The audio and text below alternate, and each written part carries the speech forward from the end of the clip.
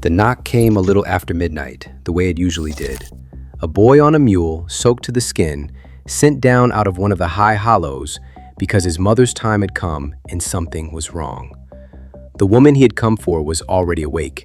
She had learned over the years to sleep the way a soldier sleeps. She put on her coat and took down her bag, and she went out into the dark and the rain to walk 4 miles up a mountain to a cabin she had been to a dozen times before. There was no doctor in that valley. There was no hospital within a day's hard ride, and no money to pay one if there had been. There was only her. For 40 years, in one narrow Appalachian valley, one woman was every bit of medicine those families had. And this is the story of what that cost her, what it saved, and why almost no one remembers her name. We are going to call her Rachel. The name is our own, but the granny women were real, and the valleys that had no one else were real, and so was everything their work cost them. To understand her, you have to understand the geography that made her necessary. In the southern Appalachians, the mountains did not just make travel hard, they made medicine nearly impossible. Families lived scattered up hollows and creek beds, separated from the nearest town by miles of rough country, and separated from the nearest doctor by something even harder to cross: money.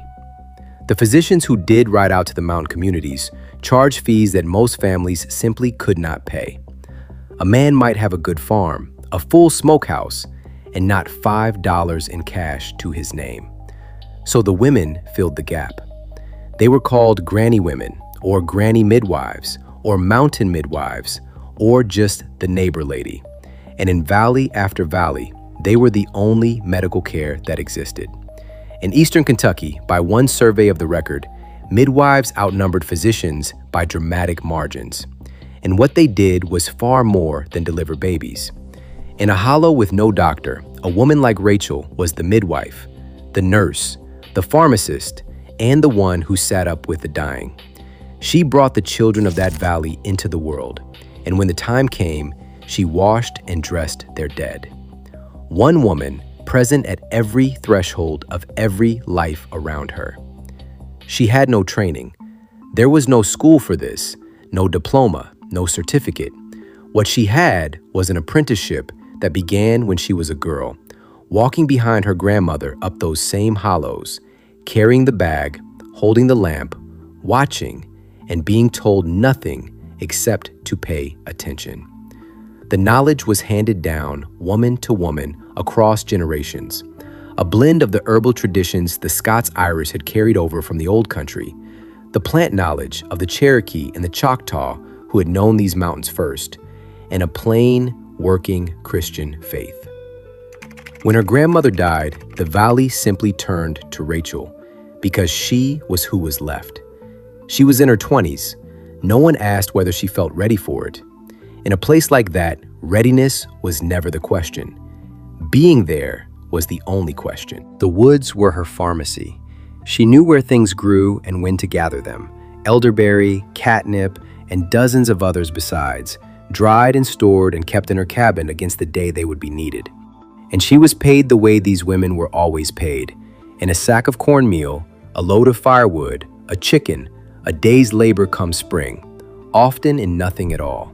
Because the code of the granny woman was absolute on one point: you did not turn anybody away. Not the family that could not pay, not at 3 a.m, not in the snow. Some of these women were credited in the memory of their valleys with attending 1,000 births. Others were remembered more simply in the phrase the old oral histories keep repeating: she brought half the valley into the world. But here is where this story has to tell the truth, because the truth is more important than the legend. Rachel's herbs did not save those women. We have to be honest about that. This was an era when childbirth was one of the most dangerous things a human being could do. In 1923, the national maternal death rate stood at about 6 7/10 deaths for every 1,000 live births. And in the poorest, most remote mountain districts, it ran higher still. By one account of the Kentucky mountains before help arrived, far higher. Think about what that means in a valley of a few hundred people. Everyone knew a woman who had died. Every family had a story. And when a birth went wrong up one of those hollows, there was no surgery, no transfusion, no antibiotic, and nothing in any bag any woman could carry that would change the outcome. Some of the old remedies had real value in them, and modern study has confirmed as much. But no tea and no poultice ever stopped what actually killed mothers. So what was Rachel actually doing all those nights? She was doing the only things that could be done, and they mattered more than we might think. She brought clean cloth and boiled water into houses that had neither ready. She brought a warm room, a steady hand, and hours upon hours of patient attendance. She brought experience. She had seen hundreds of births, and she knew what ordinary looked like. And she knew, often before anyone else in the room, when it stopped being ordinary. And she brought the one thing that no amount of poverty could take away from those families. She made it so that no woman in that valley ever had to labor alone. In a place with no medicine, competence and company were the medicine. That was her real work. And she lost some.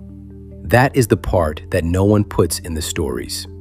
There were nights she walked back down the mountain at dawn, having done everything she knew, and watched it not be enough. Nights she carried a grief down that trail that belonged to her as much as to anyone, because she had been the only one standing between a family and the worst thing that can happen to it. She kept those nights. Women like her always did. And then the next knock came, and she got up and went out again, because the alternative was that no one would go at all. That is the courage this story is actually about. Not triumph, just answering the door. For 40 years, knowing what the odds were. She got very little thanks for it. In the early 20th century, the medical profession, organized, male, and increasingly powerful, set out deliberately to discredit the granny midwives and remove them from practice. Some of that criticism was fair. These women had no training, no sterile technique, and no way to manage a true emergency. But a great deal of it was simply contempt. Professional territory and the easy dismissal of expertise held by uncredentialed women in poor places. From the 1910s through the 1940s, states across Appalachia began requiring midwives to register, and those registries are now, ironically, one of the only written traces that these women existed at all. And then, finally, something came over the mountains that Rachel had been waiting for her whole life. In 1925, a woman named Mary Breckenridge founded the Frontier Nursing Service in Leslie County, Kentucky.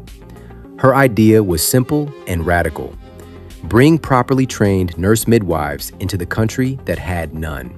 They served an area of some 700 square miles, working out of small outposts placed within a 5-mile horseback ride of the families they served. And they rode to births through the same mountains and the same weather Rachel had been walking for decades. They took payment in money or in goods, and they turned no one away either. And the results were staggering. Maternal and infant deaths in that country dropped immediately. Over the service's first 50 years, its nurse midwives delivered 17,053 babies with 11 maternal deaths. 11. In a county whose childbirth mortality had been the highest in the nation, the rate fell to well below the national average. And for the service's first 30 years, every maternal and infant outcome statistic beat the country as a whole. It was one of the great public health achievements in American history, and it happened in one of the poorest places in America, on horseback. Some of the old granny women resented the newcomers. It would be human to, but the best of them did not. And this is where we will leave Rachel. She was an old woman by then. When the young trained midwife came into her valley, Rachel put on her coat and walked her up every hollow and knocked on every door and told every family that this one knew things she had never been taught. Because she had spent 40 years praying for exactly this, and it did not matter to her in the slightest that the answer had not come through her own hands. That is the truth about her, and about all of them. She was never the answer. She was the refusal to let there be no one. which is a different thing and maybe a greater one. We do not know her real name. There were thousands of her, scattered up the hollows of 100 mountain counties, and history recorded almost nothing but their signatures on a registry. So this is for her, the woman who walked out into the dark again and again toward the hardest nights of other people's lives. If her story moved you, then she is not forgotten anymore. Stay with us, and we will keep bringing the forgotten back into the light.